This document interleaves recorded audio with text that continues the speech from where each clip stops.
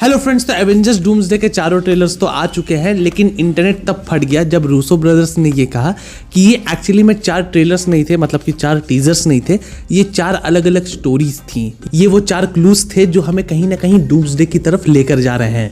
और भाई एक और चीज़ अगर आप नोटिस करोगे तो ये चारों क्लिप्स जो हमारे पास अभी तक आए हैं, ये चारों क्लूज हमारे लाइफ साइकिल से जुड़े हुए हैं। जैसे कि भाई लाइफ साइकिल कैसे शुरू होती है, पहले जन्म होता है, बर्थ होता है, फिर हम अपनी लाइफ को जीते हैं, जिंदगी को जीते हैं, फिर हमारी डेथ होती है, मौत होती है, और फिर होती है आफ्टर लाइफ, मरने के बाद का सीन।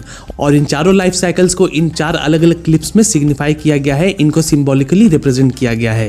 एंड इसके अलावा इस वीडियो में मैं ये भी प्रूव करूंगा कि भाई डॉक्टर डूम जो है वो हर वीडियो के अंदर प्रेजेंट था। मतलब कि ये जो 4 स्टोरीज हमने देखी है ना, इन चारों में डॉक्टर डूम का इन्वॉल्वमेंट था, जो कि डायरेक्टली नहीं था बल्कि इनडायरेक्टली था। मतलब कि डॉक्टर डूम इन स्टोरीज में प्रेजेंट नहीं था, बल्कि इन स्टोरीज को वो खुद से देख रहा था, एनालाइज कर रहा था, ऊपर से ऑब्जर्व कर रहा था। अब ये चीजें मैं क्यों बोल रहा हूँ, इसको समझने के लिए आपको अच्छे से इस वीडियो को देखना होगा, समझना होगा, तो इसलिए इस वीडियो को पूरा जरूर देखना। तो चलो अब बिना किसी देरी के वीडियो को शुरू करते हैं।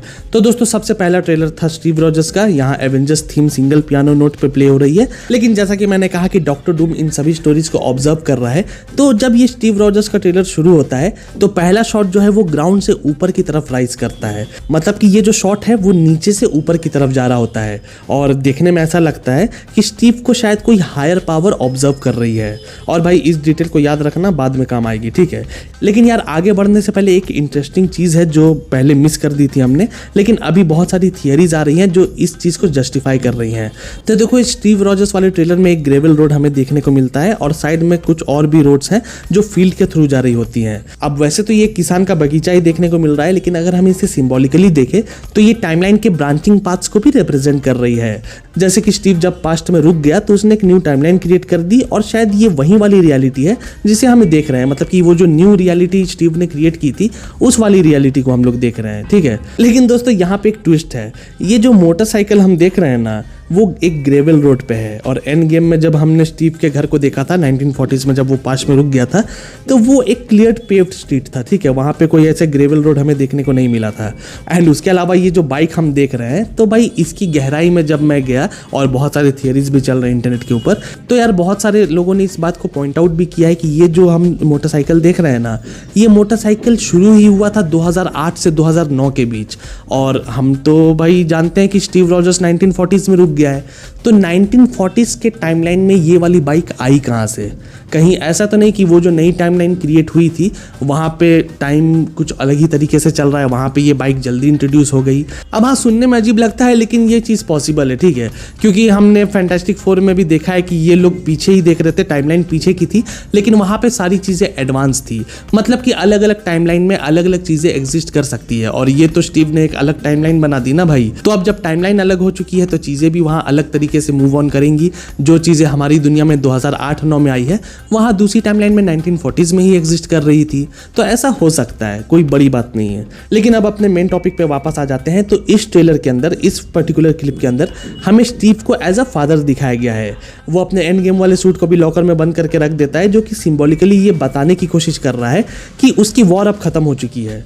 और भाई एक थियरी भी मार्केट में चल रही है जो ऐसा बताती है कि इस वाले टाइमलाइन में, ये जो न्यू टाइमलाइन स्टीव ने क्रिएट की है, यहाँ पे उसने हाइड्रा को खत्म कर दिया है, बकी को फ्री कर दिया है, और सब कुछ फिक्स कर दिया है। और सब कुछ फिक्स करने के बाद वो रिटायर हो चुका है और अपनी फैमिली स्टार्ट कर चुका है।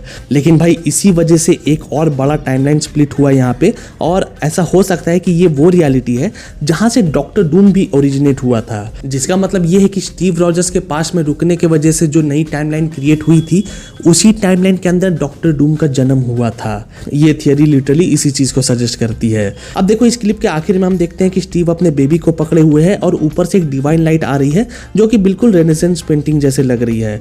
एंड ये लाइट बहुत ज्यादा इंपॉर्टेंट होने वाली है हमारे लिए, क्योंकि इसके बाद जो अगला ट्रेलर आया था वो था थॉर का ट्रेलर, जो कि एक तरीके से लाइफ के अगले चैप्टर को, यानी कि life and fear of death को रिप्रेजेंट करता है। तो अब स्टीव के फादरहुड से डायरेक्टली हम थॉर के प्रेयर पे जंप करते हैं।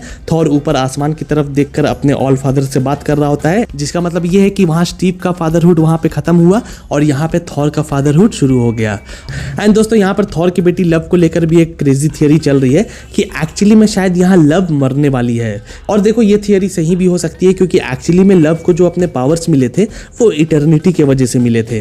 लेकिन भाई इटर्निटी यूनिवर्स के एम्बॉडिएंट होती है, ठीक है ना, क्योंकि यूनिवर्स और इटर्निटी एक दूसरे के कंटिंजेंट है, और अगर यूनिवर्स ही मर जाएगा तो लव भी नहीं बच पाएगी। एंड इसलिए शायद थॉर यहाँ पे बहुत ज्यादा डरा हुआ है और वो प्रे कर रहा है अपनी लाइफ के लिए, अपनी लाइफ के लिए डर रहा है, क्योंकि उसके ऊपर जिम्मेदारी है इस यूनिवर्स को बचाने की, क्योंकि अगर ये यूनिवर्स नहीं बचेगा तो उसकी बेटी भी नहीं बचेगी।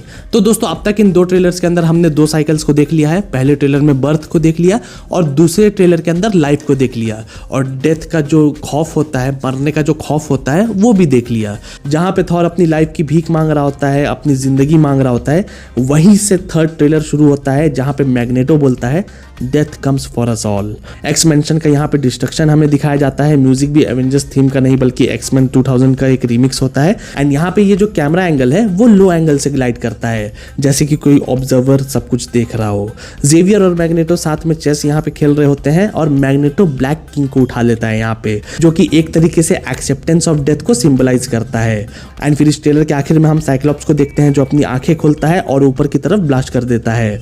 और ये सीन कुछ इस तरीके से शूट किया गया है जैसे साइक्लॉप्स यहाँ पे किसी हायर पावर को चैलेंज कर रहा हो। तो भाई अब डेथ भी हम लोगों ने देख ली, अब आते हैं आफ्टर लाइफ पे, जो कि हमें वाकांडा के ट्रेलर में देखने को मिला। डेथ यहाँ पे एंड नहीं बल्कि एक स्टेपिंग स्टोन जैसा दिखाया गया है। एंड ऊपर से यहाँ पे एक डेजर्ट लोकेशन हमें दिखाया गया है जो कि एक तरीके से वॉइड जैसा लगता है, जो हमने लोकी में देखा एंड फिर डेडपुल के अंदर भी देखा। तो यहाँ पे शूरी बोलती है I have lost everyone that matters to me. यहाँ पे हमें वाकांडन ड्रम्स सुनने को मिलते हैं। शूरी के लास्ट टैलोकन वाइब्रेनियम से अपग्रेडेड सूट भी देखने को मिलता है। और दोस्तों ये जो मैं कह रहा था ना कि ये वॉइड जैसा लग रहा है, तो वॉइड अगर ये है सच में, अगर ये वॉइड ही है तो ये एक आफ्टर लाइफ को सजेस्ट करता है, क्योंकि TVA जो है वो सभी वेरिएंट्स को प्रून कर देता है, मतलब कि एक तरीके से उनको मार देता है और वो सभी लोग पहुंच जाते हैं वॉइड में। मतलब कि जिस तरीके से हम लोग मरते हैं और फिर जन्नत जहन्नुम स्वर्ग नर्क में जो पहुंचते हैं, तो इनका जन्नत जहन्नुम जो है वो वॉइड है। तो एक तरीके से जो वॉइड का सीन है वो हमें आफ्टर लाइफ को दिखा रहा है सिंबॉलिकली, ठीक है। एंड शायद इसलिए सिर्फ हमें खाली रेगिस्तान ही देखने को मिल रहा है और सब लोग परेशान है, टैलोकन्स भी परेशान है, वाकांडन्स भी परेशान है, शायद इसी वजह से, क्योंकि उन सभी को प्रून करके वॉइड में डाल दिया गया है। अब किसने प्रून किया वो तो मैं नहीं जानता, लेकिन ये वॉइड ही हो सकता है भाई। बाकी चलो अब डूम के मास्टर प्लान के ऊपर आते हैं, क्योंकि मैंने कहा था कि डूम शायद इन सभी को देख रहा है। तो अब हर ट्रेलर के बाद जो हमें काउंटडाउन क्लॉक देखने को मिलती है, तो उसके पीछे ध्यान से देखो, जो विंडो हमें नजर आ रही है वो एक तरीके से सिटाडेल एंड ऑफ टाइम जैसी लग रही है। अब हाँ, यहाँ पे ही रिमेंस का वो सर्कुलर विंडो हमें देखने को नहीं मिल रहा, जो एक तरीके से हमें एक लूप दिखाने की कोशिश कर रहा था, क्योंकि अब लोकी आ गया है पावर में भाई। और क्योंकि लोकी पावर में आ गया है, इसलिए यहाँ पे लोकी का मल्टीवर्सल ट्री हमें देखने को मिल रहा है। अब देखो यहाँ पे लोकी का मल्टीवर्सल ट्री भी देखने को मिल रहा है, डॉक्टर डूम का टाइम भी देखने को मिल रहा है। तो यहाँ पे एक चीज क्लियर हो सकती है कि शायद डॉक्टर डूम ने यहाँ पे TVA को टेक ओवर कर लिया है, लोकी को डिथ्रोन कर दिया है, और जिस तरह लोकी सबको ऊपर से ऑब्जर्व कर रहा था उस तरीके से अब डॉक्टर डूम ऊपर से सबको ऑब्जर्व कर रहा है।